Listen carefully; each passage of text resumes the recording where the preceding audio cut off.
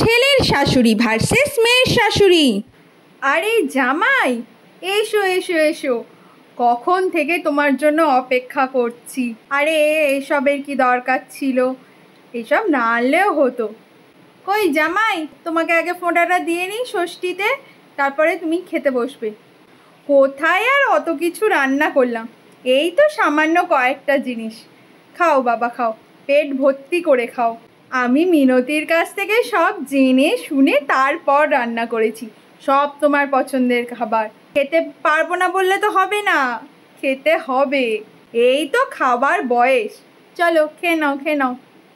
হ্যাঁ রে মা, জলটা দে জামাইকে, জামাই বলে কথা, কত আদরের আমাদের।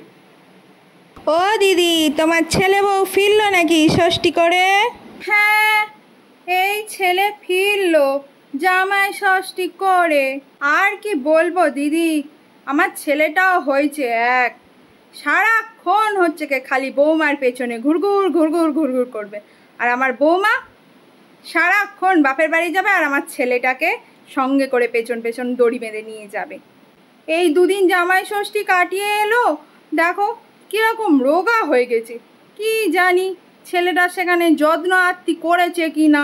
বোঝোই তো আজকালকার দিনের মেয়ে, যত না হচ্ছে কি জামাইয়ের যত্ন করবে, তার চেয়ে বেশি নিজের যত্ন করবে। সে দিন ছিল আমাদের সময়, এক সময় তখন মেয়ে থেকে জামাই বেশি যত্ন পেত। তা তোমার বৌমা দেখতে শুনতে তো খুব ভালো গো। যা বলেছ, ওই রূপটাই আছে, গুণ তো আর দেখি নে।